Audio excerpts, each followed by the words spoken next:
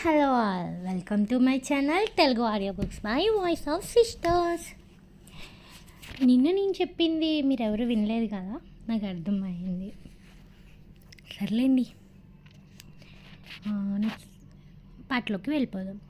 అంతటితో ఆగని గగన్ భూమిని బలవంతం చేయడానికి వస్తుంటే భూమి నన్నేం చేయకు అంటూ గగన్కి దండం పెడుతుంది. అయినా వినని గగన్ తన చేతి నుంచి రక్తం దారల్లా పడుతున్నా లెక్క చేయక భూమి మీదకి వెళ్తున్నాడు. గగన్ భూమి వైపు నడుచుకుంటూ వచ్చాడు. అతని కళ్ళల్లో ఒక రకమైన కామం, అహంకారం, ఆవేశం, ఆమెను తనదిగా చేసుకోవాలని తప్పించే కోరిక అతనిలో పెరుగుతుంది. కొంచెం దూరంగా ఉన్న ఆకాష్ భూమి వైపే చూస్తూ, పూరి, నన్ను క్షమించు. నిన్ను ఇలాంటి పరిస్థితిలో వదిలేశాను, కానీ నేను ఇది అంతా నీ కోసమే చేస్తున్నా. ఎంతకాలం నిన్ను ఎవరన్నా వచ్చి కాపాడుతారు అని చూస్తావు? నీకోసం నువ్వు పోరాడడం నేర్చుకోవాలి. నిన్ను నువ్వే కాపాడుకోగలగాలి. నాకు తెలుసు నీలో ఆ స్టామినా ఉంది, కానీ నీకు ధైర్యం రావాలి అంతే.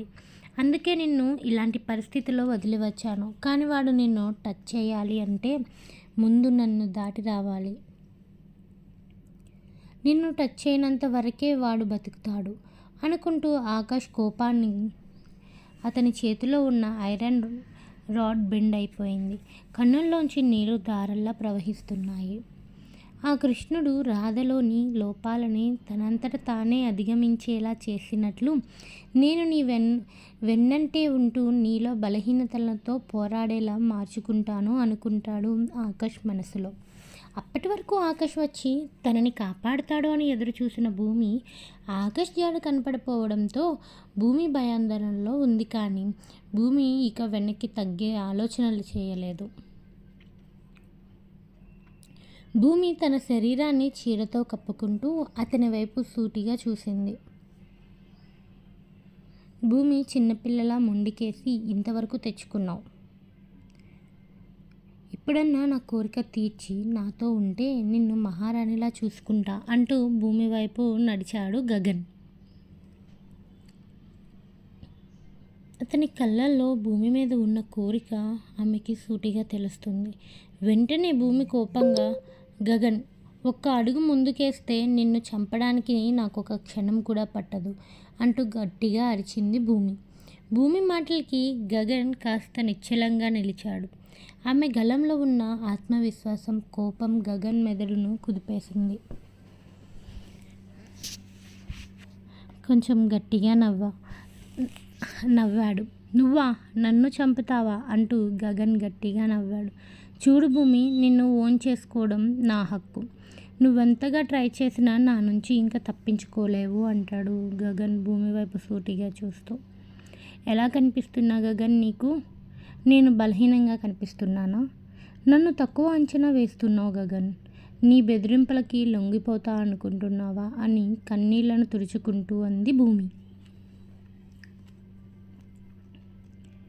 మరోవైపు ఇంద్రనీల్ వీళ్ళని ఎలా విడిపించాలి అన్న ప్రయత్నంలో ఉన్నాడు.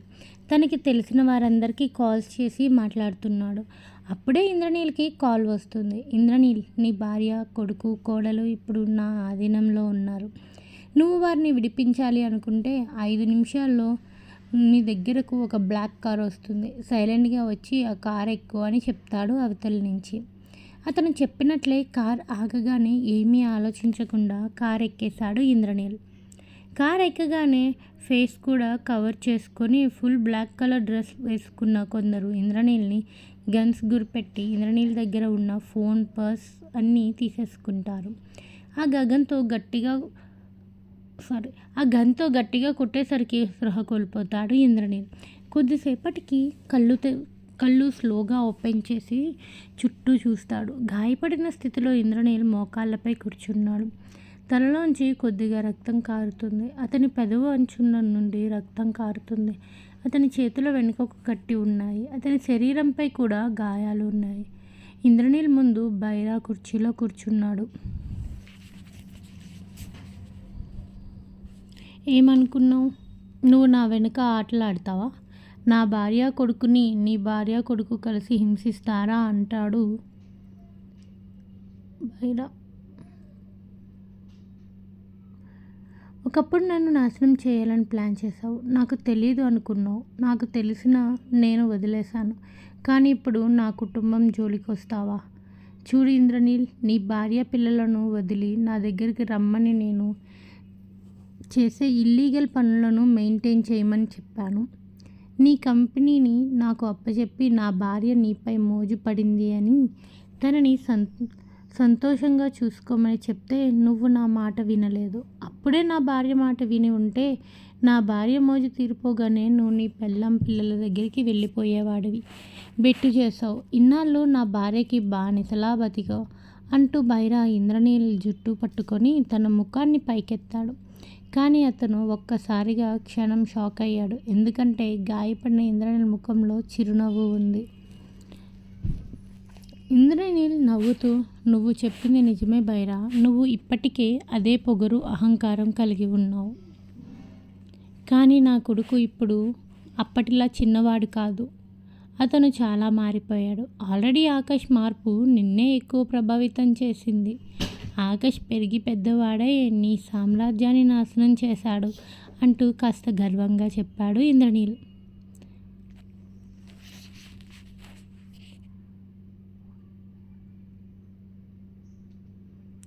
ఎలా కనిపిస్తున్నా గగన్? నీకు నేను బలహీనంగా కనిపిస్తున్నానా? నన్ను తక్కువ అంచనా వేస్తున్నావు గగన్. నీ బెదిరింపులకి లొంగిపోతా అనుకుంటున్నావా అని కన్నీళ్లు తుడుచుకుంది భూమి. నీలాంటి వాడిని నా మీద చెయ్యి ఎలా వేయనిస్తా? నీలాంటి వాడిని నా మీద ఎలా చేయి వేయిస్తా అనుకున్నావు? ఆకాష్ గారు లేకుండా నన్ను నేను కాపాడుకోలేను అనుకుంటున్నావా? నేను మాఫియా కింగ్ భార్యని. అలా ఎలా నీకు లొంగిపోతా అనుకున్నావు అంటుంది భూమి కాస్త యాటిట్యూడ్తో. గగన్, నేను నీ నుంచి తప్పించుకోవడం కాదు, నువ్వే నా నుంచి తప్పించుకోలేవు అంటూ గగన్ని రెచ్చగొడుతుంది భూమి. అలా మాట్లాడుతూనే భూమి తన శారీ పెట్టికోట్లో ఉన్న పవర్ఫుల్ పెప్పర్ స్ప్రే తీసి గగన్ కళ్ళల్లో కొట్టింది. భూమి అంటూ కోపంగా అరుస్తూ గగన్ కళ్ళు మండిపోతున్నట్లు చేతులతో అద్దుకుంటూ వెనక్కి వెళ్తాడు.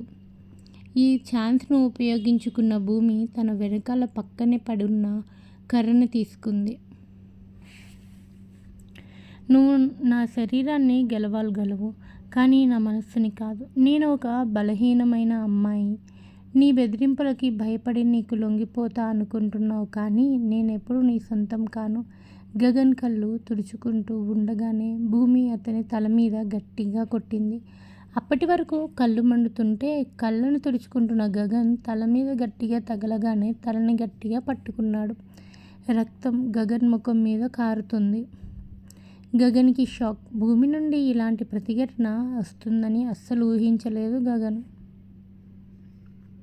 అది అంతా చూస్తున్న ఆకాష్ ఫేస్లో ఒక రకమైన ఆనందం.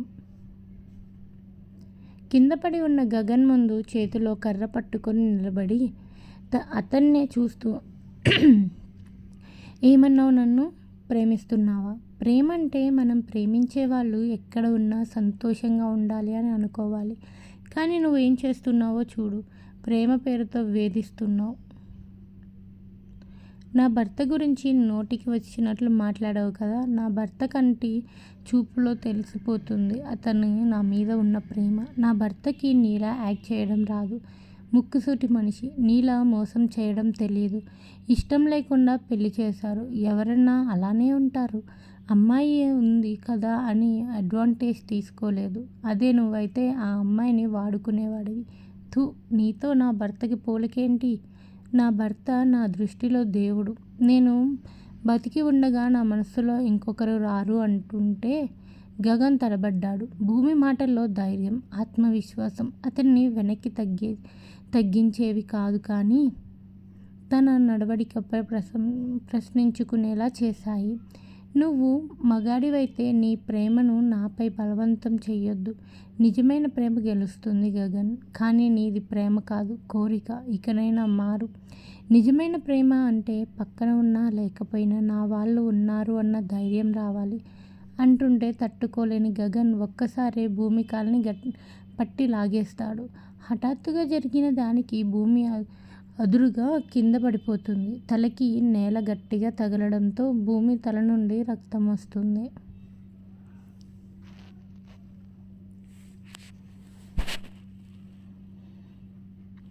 మరోవైపు ఇంద్రనీల్ బైరాతో ఇంద్రనీల్ నవ్వుతూ, నువ్వు చెప్పింది నిజమే బైరా, నువ్వు ఇప్పటికీ అదే పొగరు అహంకారం కలిగి ఉన్నావు. కానీ నా కొడుకు ఇప్పుడు అప్పటిలా చిన్నవాడు కాదు, అతను చాలా మారిపోయాడు.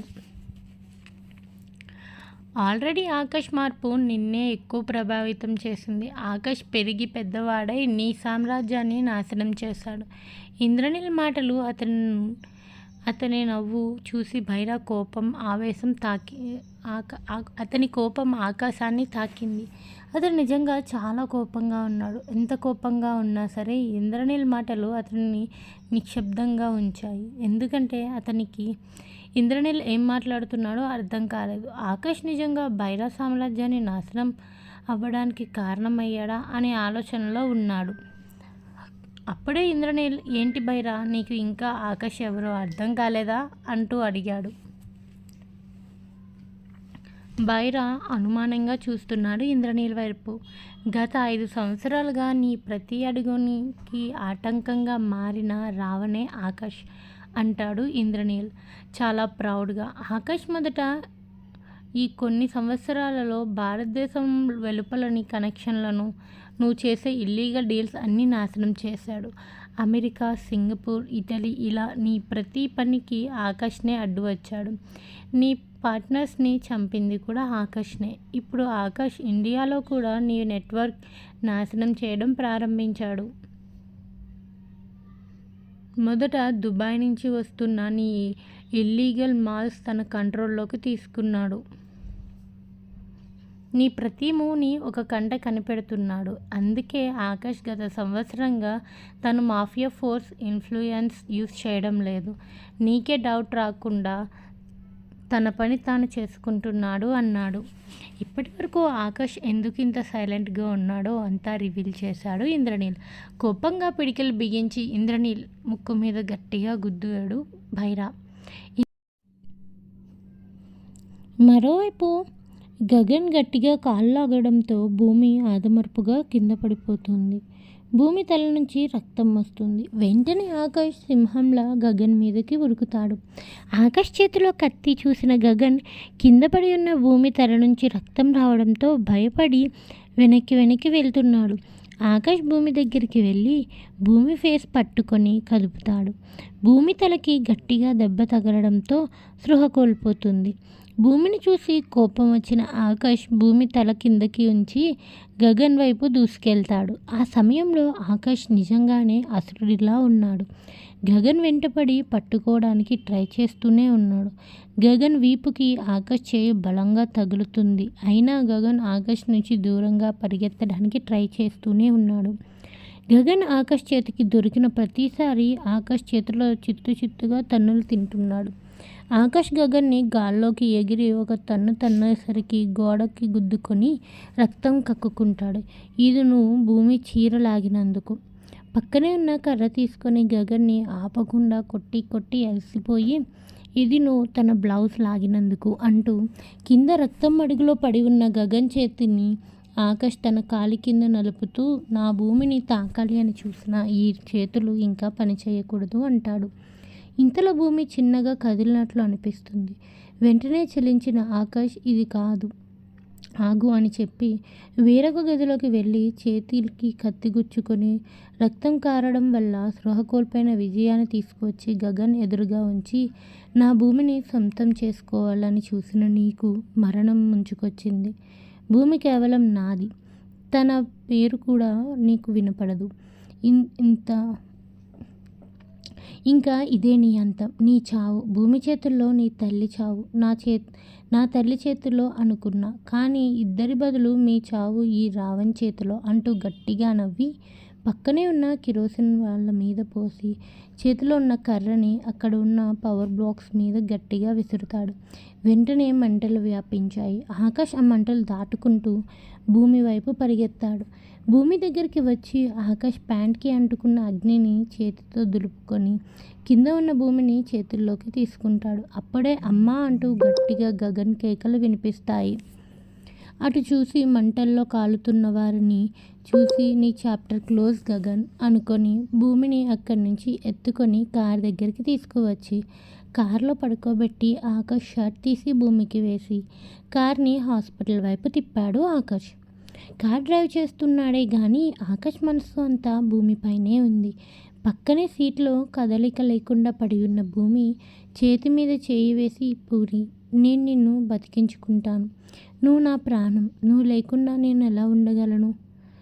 పూరి నేను నిన్ను కాపాడుకుంటాను, పూరి నాతో మాట్లాడు, ఏదో ఒకటి చెప్పు పూరి, మనం హాస్పిటల్ దగ్గరలో ఉన్నాం, పూరి నువ్వు నా ప్రాణం, నీకు అర్థమవుతుందా, నీకు అసలు నా మాటలు వినిపిస్తున్నాయా అంటూ ఆకాష్ భూమిని మాట్లాడిస్తూనే హాస్పిటల్ వరకు వెళ్తాడు. హఠాత్తుగా వర్షం పడుతుంది. ఆకాష్ మనసులో ఆవేదన వర్షంలా పడుతున్నట్లు అనిపిస్తుంది. ఆ సమయంలో మేఘాలు ఆకాశాన్ని కమ్ముకున్నాయి. ఆకాశం చీకటిని కప్పుకుంటుంది. రోడ్డు మీద వేగంగా దూసుకెళ్తున్న కారు స్టీరింగ్పై గట్టి పట్టుతో ఆకాష్ భుజం మీద పడి ఉన్న భూమి శరీరం పూర్తిగా చల్లబడిపోయింది. తల నుంచి రక్తం కింద జారిపోతూనే ఉంది. ఆకాష్ చేతుల మధ్య ఆమె చెవి దగ్గరికి వాల్చి, పూరి కళ్ళు తెరు ప్లీజ్, నువ్వు నన్ను వదిలి వెళ్ళొద్దు అని బిగ్గరగా అరుస్తూనే ఉండిపోయాడు ఆకాష్. ఒక్కసారిగా ఆకాష్ మనసులో మాయ కమ్మేసింది. నీళ్ళు నిండిన కన్నులతో ఆకాష్ ఆలోచనలు తన మైండ్లో పరిగెడుతూనే ఉన్నాయి. కారు వేగంగా దూసుకెళ్తుంది. గాల్లో రక్తం వాసన కాస్త తీవ్రంగా తగులుతుంది. పక్కన భూమి రక్తంతో చెమ్మగిల్లి కళ్ళు మూసుకొని ఉంది. తన శరీరం వణుకుతుంది. అది తను ఇంకా బ్రతికే ఉంది సంకేతంగా ఆకాష్ భావిస్తున్నాడు. ఒక్క క్షణం కూడా ఆలస్యం కాకూడదు అని కొంచెం కూడా కారును చాలా వేగంగా నడిపిస్తున్నాడు ఆకాష్. భూమికి ఏదన్నా అవుతుంది అన్న ఆలోచనలో ఆకాష్ తడబడుతున్నాడు. తన మనసు తన మాట వినడం లేదు. మొదటిసారి తన శ్వాస తనని విడిచిపోతుంది అనిపిస్తుంది ఆకాష్కి. ఆకాష్ మొదటిసారి కంటతడి పెట్టుకున్నాడు. ఈ రాత్రి గడిచేలా అనిపించడం లేదు. పూరి వింటున్నావా? నువ్వు గనుక నన్ను విడిచిపోతే నా జీవితం వెలుతురును కోల్పోతుంది అంటూ ప్రతి క్షణం భూమితో ఏదో ఒకటి చెప్తూనే ఉన్నాడు. నువ్వు నన్ను విడిచే కన్నా ముందే నా తుది శ్వాస విడవాలని ఉంది భూమి అంటూ ఆకాష్ తన ఆవేదనను భూమికి చెప్తున్నాడు. ఈ లోకంతో నాకు పని లేదు, నువ్వే నా లోకం అని నీకు చెప్పనే లేదు. ఇప్పటి వరకు నాకు తెలియదు నా ప్రేమని ఎలా తెలపాలో. నీ పైనున్న ప్రేమ నేను తెలుసుకున్న సరికి ఆలస్యం అయిపోయింది. నీకోసమే ఏం చేయడానికన్నా సిద్ధం పూరి. నా ప్రేమ నీకు మనస్ఫూర్తిగా చెప్పాలి. నీ కన్నుల్లో ఆనందం చూడాలి. దానికోసం నేను బ్రతికించమని డాక్టర్ కాళ్ళ దగ్గర మోకాళ్ళపై వాలతాను. ఒక్కసారి నీ కళ్ళు చూసే వరకు నా కంట కునుకు ఉండదు. నీ నవ్వు చూసాకే నా శ్వాస తిరిగి నార్మల్ అవుతుంది. భూమి నేను నిన్ను ప్రేమించానా అని నన్నే అడిగాను ఎన్నోసార్లు. కానీ ఇప్పుడు ఆ ప్రశ్నకి సమాధానం వెతకడం లేదు. కేవలం ఒక్కటే తెలుసు, నీ జీవితాన్ని నా చేతుల్లోనే కాపాడాలనుకుంటున్నాను. ఇంతలో హాస్పిటల్ రావడంతో కార్ స్లో చేసి వెంటనే హాస్పిటల్ గేట్స్ దగ్గరికి వచ్చి బ్రేక్ వేసి ఆకాష్ ఒక్క క్షణం కూడా ఆగకుండా బయటకు దిగి, దయచేసి ఎవరైనా స్ట్రెచ్చర్ తీసుకురండి అని గట్టిగా అరిచాడు. నర్స్ స్ట్రెచ్చర్ వెంటనే తీసుకురా అంటూ మళ్ళీ అరిచాడు ఇంకొకసారి. భూమి ఉన్న సైడ్ వెళ్తాడు. ఇంతలో స్పృహలోకి వచ్చిన భూమి ఓపిక తెచ్చుకొని ఆకాష్ గారు అంటూ ఓపిక తెచ్చుకొని పిలిచింది చిన్నగా. ఆకాష్ మనసుని కంపించేలా భూమి గొంతు వినిపించింది. ఆకాష్ వెంటనే తిరిగి చూశాడు. భూమి నిండిన కళ్ళతో దీనంగా ఆకాష్ వైపు చూస్తూ తన చేతుల్ని ముందుకు చాపింది. ఆకాష్ వెంటనే భూమి వైపు వెళ్ళాడు. భూమి కాస్త శక్తిని కూడా తీసుకుని ఆకాష్ ముఖాన్ని తన చేతుల్లోకి తీసుకుంది. ప్రేమగా ఆకాష్ కన్నుల్లో చూస్తూ ఆకాష్ ముఖాన్ని తడిమింది. భూమి చేతులు వణుకుతున్నాయి. వెంటనే ఆకాష్ భూమి చేతులని పట్టుకున్నాడు. భూమి చేతికి ఉన్న రక్తం ఆకాష్కి అంటుకుంది. ఆకాష్ ఒక్క మాట కూడా మాట్లాడలేక పూరి కన్నుల్లో చూస్తూ ఉన్నాడు. మీకు తెలుసా నేను నిన్ను ఎంత ప్రేమిస్తున్నానో? భూమి తన అలసిపోయిన స్వరంతో చెప్పింది. ఆకాష్ గుండె లోతుల్లో ఏదో తడబడినట్లు అనిపించింది. మీ ప్రేమని పొందే అదృష్టం నాకు లేదు అనుకుంటా ఆకాష్ గారు. నేను ఎప్పుడు మీ గుండెల్లోనే ఉంటా అని నాకు ఇప్పుడే అర్థమైంది. మీరు నా మీద ఎంత కోపం చూపించినా అది నాకు ప్రేమలానే అనిపించింది. కానీ ఒక్కటే బాధ, మన ఫ్యామిలీ అందరినీ చివరిసారి చూడలేకపోతున్నా అని అంటూ భూమి కన్నులు మూతపడుతున్నాయి. భూమిలో ఓపిక క్షీణిస్తుంది. చివరగా నా కోసమైనా జాగ్రత్తగా ఉండండి ఆకాష్ గారు అంటూ తన శక్తిని కూడదీసుకొని మాట్లాడుతుంది. ఇంతకుముందు ఎన్నో మాటలు చెప్పింది భూమి. కానీ ఒక్క మాట తనలో ఏదో మారుస్తుందని ఆకాష్కి అప్పుడే తెలుస్తుంది.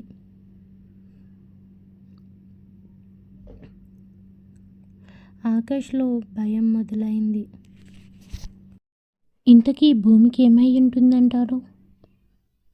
Thank you for watching. Please comment చేయండి.